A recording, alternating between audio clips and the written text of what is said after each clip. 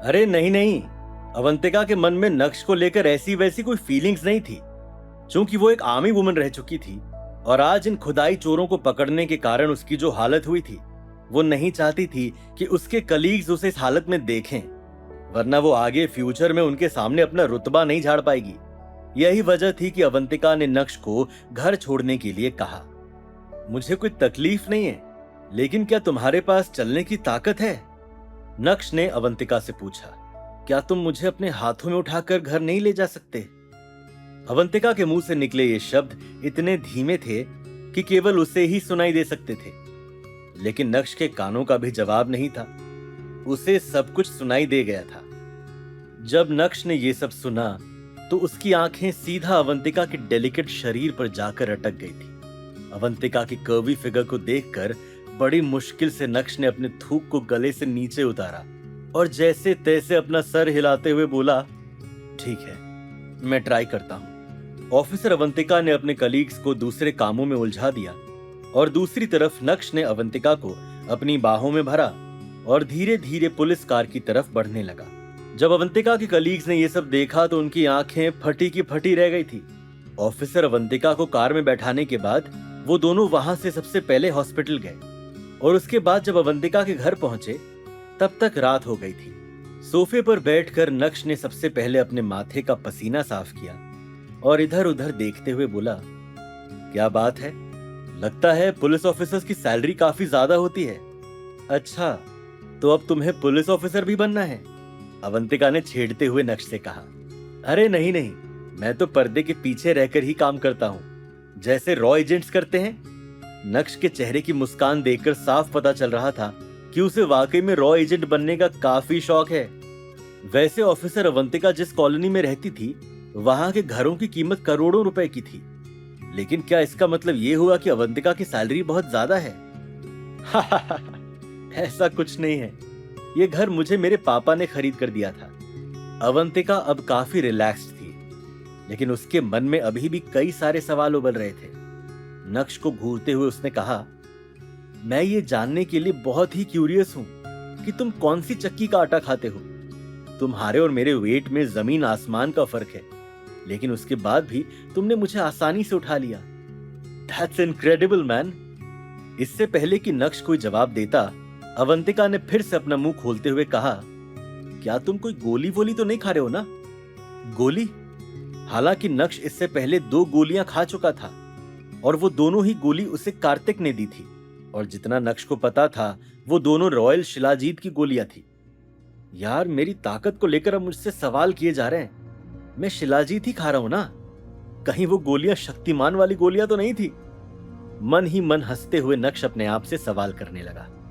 जब नक्श की तरफ से अवंतिका को कोई जवाब नहीं मिला तो उसने कहा, कोई बात नहीं, अगर तुम मुझे ना बताना चाहो तो it's okay, completely your matter, लेकिन ध्यान रहे ऑथेंटिक गोली ही खाना।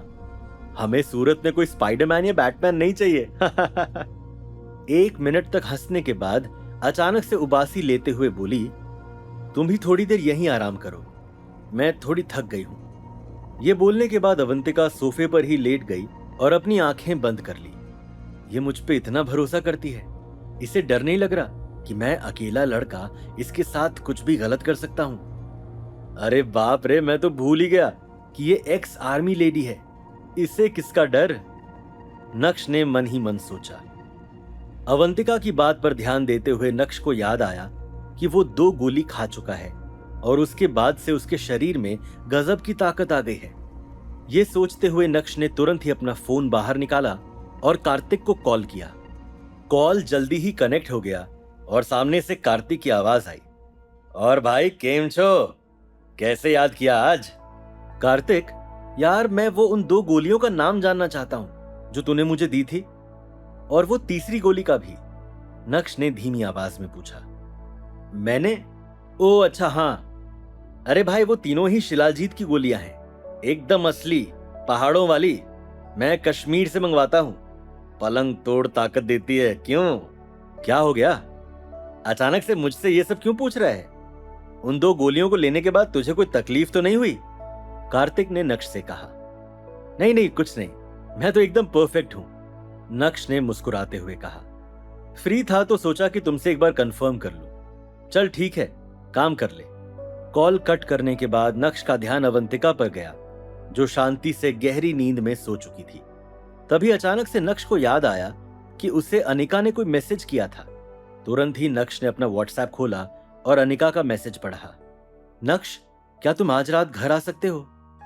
अरे मेरी बीवी, तुम तो मेरे प्यार में कुछ ज्यादा ही बहने लगी। देख रहे हैं गुरुजी, बोला था ना आपकी बेटी को पिघला दूंगा। धीरे धीरे वो मेरे प्यार में पिघल रही है। लेकिन आपकी बीवी तो किसी चांडाल से कम नहीं है। कितना भी कर लो उनके लिए, मैं कभी परफेक्ट हो ही नहीं पाऊंगा। ऐसे में मेरा घर जाना बेवकूफी है। मन ही मन ये सोचते हुए नक्श ने अनिका को मैसेज टाइप किया। सॉरी, आज पॉसिबल नहीं है, बॉस के घर में बड़ा फंक्शन है, फिर कभी बीवी। मैसेज करने के बाद नक्श को काफी बुरा भी लग रहा था, क्योंकि उसने अनिका से झूठ कहा। वैसे कभी कभी अच्छी चीजों के लिए झूठ बोला जाए तो वो झूठ झूठ नहीं होता है। मन ही मन अपने आप को दिलासा देते हुए नक्श ने चैन की सांस ली, लेकिन उसे चैन कहां मिलने वाला था। अचानक से उसे याद आया कि उसकी जेब में 2 मैप्स भी हैं, जो उसे राजू के बॉस की तलाशी करते हुए मिले थे। तुरंत ही उसने उन दोनों मैप्स को बाहर निकाला और दोनों मैप्स पर अपनी नजर डालते हुए उसे बारीकी से देखने लगा। उन दोनों मैप्स में सब कुछ था, एक एक डिटेल इंफॉर्मेशन थी। कहां खुदाई हो गई है, कहां खुदाई करनी है, कौन सी जगह पर खुदाई करने पर क्या मिलने वाला है, क्या नहीं, सब कुछ। सुबह जब अवंतिका की आंख खुली तो उसने देखा कि नक्श अभी तक यहीं पर ही है। तो तुरंत ही वो झटके से सोफे से उठी और बोली, तुम गए नहीं, अभी तक यहीं पर हो? ऑफिसर अवंतिका, ये आप कैसी बातें कर रही हैं? आप भूल गए कि आपने ही मुझे कल आपको घर छोड़ने के लिए कहा था। यहाँ आने के बाद आप सो गई। अब आपको इस तरह मैं अकेले लिविंग रूम में छोड़कर कैसे जा सकता था? आपने उन खुदाई चोरों को पकड़ा, लेकिन उनमें से कुछ भागने में कामयाब भी हो गए। ऐसे में अगर वो आप पर या आपके घर पर हमला कर देते तो आपको कौन बचाता? बड़े ही फिल्मी अंदाज में नक्श ने जवाब दिया। ओह गॉड, अगर ऐसा वैसा कुछ होता भी तो भी मुझे तुम्हारी जरूरत नहीं पड़ती, तुम तो खुद अभी बच्चे हो। ये बोलते हुए अवंतिका के चेहरे पर एक शैतानी मुस्कान आ गई थी। अच्छा, वैसे अगर आप किसी को नहीं बताएंगी और मैं भी किसी को नहीं बताऊंगा तो किसी तीसरे इंसान को पता ही नहीं चलेगा कि कल की रात हम दोनों एक साथ थे। फिल्मी स्टाइल में अपनी पीठ सीधी करते हुए नक्श ने कहा। इस समय नक्श को देखकर ऐसा लग ही नहीं रहा था कि वो पूरी रात सोया नहीं है। उसका चेहरा अभी भी एनर्जी से भरा हुआ था। ओ ये सब छोड़ो, ये बताओ कि अब तुम्हें कैसा लग रहा है? नक्श ने पूछा। मैंने तुम्हें बोला था ना कि उस पिल का असर सिर्फ 24 घंटे ही रहता है, और हमने हॉस्पिटल जाकर एंटीडोट भी ले लिया था। तभी तो घर आने के बाद मुझे अचानक से गहरी नींद आ गई। वैसे अब उसका असर खत्म हो गया है और अब मैं बिल्कुल ठीक हूँ। अवंतिका भी काफी एनर्जेटिक दिखाई पड़ रही थी। वाह क्या बात है, मतलब अब मेरा काम यहाँ से खत्म हुआ। चलो बहुत बढ़िया, सुनकर अच्छा लगा, नक्श ने मुस्कुराते हुए कहा। लेकिन नक्श की बात सुनकर अवंतिका उसे कड़े अंदाज में देख रही थी। काम खत्म हुआ, अब तुम यहां से जा सकते हो, मुझे भी काम पर जाना है। अवंतिका की बात सुनकर नक्श उसे मुस्कुराते हुए देखने लगा, लेकिन असल में वो मुस्कान नहीं थी। क्या तुम्हें अपने घर नहीं जाना है? परिवार नहीं है क्या? अभी भी यहीं पर खड़े हो? क्या तुम ये एक्सपेक्ट तो नहीं कर रहे कि मैं तुम्हें पुलिस कार में तुम्हारे घर छोड़ूं? अवंतिका के एक्सप्रेशंस धीरे धीरे बदलते जा रहे थे। मेरे पास तुम्हारे लिए कुछ है, उम्मीद करता हूं कि वो तुम्हारे बहुत काम आएगा। ये बोलते हुए नक्श ने अपनी जेब से एक रेडिश ब्राउन कलर की पिल बाहर निकाली और उसे अवंतिका की तरफ बढ़ाया।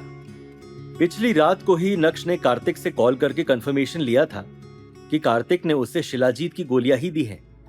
2 गोली खाने के बाद अगर नक्श में ऐसा असर है, तो अगर अवंतिका, जो एक एक्स आर्मी लेडी है, पुलिस ऑफिसर है, उसके शरीर में तो ये गोली गजब की ताकत दे डालेगी। और जिन मुश्किलों का सामना उसे कल करना पड़ा, ऐसी कोई मुश्किल उसके आसपास भी नहीं आएगी। यही सब सोचते हुए नक्श ने अवंतिका को वो गोली ऑफर की। ये कौन सी गोली है? ये किस काम की है? शक की नजरों से उस गोली को देखते हुए अवंतिका ने पूछा। मुझे भी नहीं पता। ऑफ कोर्स नक्श अवंतिका को यह कैसे बता सकता था कि वो उसे शिलाजीत की गोली दे रहा है? कितना ऑकवर्ड हो जाता। लेकिन नक्श ने फिर से अपना मुंह खोलते हुए कहा, काफी मीठी गोली है, तुम्हें मजा आएगा, ले लो। तुम्हें नहीं पता इस गोली के बारे में? तो तुम ये कैसे कह सकते हो कि ये गोली मेरे बहुत काम की है? अवंतिका अब काफी हेल्पलेस फील कर रही थी। तो फिर तुम खा रही हो या नहीं खा रही हो? ये बोलते हुए नक्श उस गोली को फिर से अपनी जेब में डालने लगा, लेकिन तभी अचानक से अवंतिका ने उस गोली को नक्श के हाथ से छीन लिया और बोली, कहीं ऐसा तो नहीं कि तुम भी यही गोली खाते हो? अगर तुम्हें नहीं खाना है तो मुझे वापस दे दो, नक्श ने कहा। तुम्हें किसने कहा कि मुझे नहीं खाना है? ये बोलते हुए अवंतिका ने तुरंत ही उस गोली को गटक लिया और मुंह में लेते ही वो गोली किसी मिश्री की तरह मेल्ट हो गई। 5 मिनट बीत जाने के बाद नक्श ने अवंतिका को घूरते हुए कहा, क्या तुम्हें कोई रिएक्शन फील नहीं हो रहा? रिएक्शन? कैसा रिएक्शन? अवंतिका ने हेजिटेट होते हुए कहा, क्या तुम्हारी वो गोली एक्सपायर्ड थी? मुझे भी वो गोली किसी और ने दी थी, इसलिए मुझे भी नहीं पता, नक्श ने ऑकवर्डली अपना सर खुजाते हुए कहा। अंदर ही अंदर नक्श यही सोच रहा था कि भले ही वो गोली एक्सपायर्ड हो या नहीं, असर धमाकेदार करती है। भले ही अभी नहीं, लेकिन जब भी करेगी अवंतिका उसे जरूर याद करेगी। यही सब सोचते हुए अचानक से नक्श का फोन बजने लगा। नक्श ने तुरंत ही कॉल उठाया और बोला, बोलो बीवी, कैसे याद किया? कहां पर हो तुम? कल रात घर नहीं आए वो ठीक है, लेकिन अभी जल्दी से मैंशन आ जाओ, मामा जी आए हैं। अनिका की आवाज में अर्जेंसी सुनाई पड़ रही थी। ठीक है, मैं थोड़ी देर में पहुंचता हूं। यह बोलते हुए नक्श ने कॉल कट किया और अवंतिका को बाय कहा। नक्श सबसे पहले देसाई एंटीक एम्पोरियम गया, वहां से अपनी कार उठाई और सीधा जावेरी मैंशन की तरफ रवाना हो गया। नक्श के मन में एक अलग ही लेवल की हलचल चल रही थी। अनिका के मामा यानी प्रफुल्ल पटेल कनाडा में रहते हैं और उनका खूब लंबा चौड़ा बिजनेस है। इस बार अचानक से उनका इंडिया आना नक्श को कुछ खटक रहा था। प्रफुल्ल पटेल का इंडिया आने का आखिर क्या मकसद होगा? क्या इसी तरह चित्रा की लॉटरी लगेगी? अगर ऐसा हुआ तो नक्श और अनिका की तरफ से कैसा रिएक्शन देखने को मिलेगा? अभी अभी तो वो दोनों पास आ रहे हैं, क्या अभी अभी ही वो दूर हो जाएंगे? जानने के लिए देखिए अगला एपिसोड सिर्फ पॉकेट एफएम के यूट्यूब चैनल पर और इंस्टा एम्पायर के सारे एपिसोड सुनने के लिए डिस्क्रिप्शन में दी गई लिंक से डाउनलोड कीजिए पॉकेट एफएम ऐप।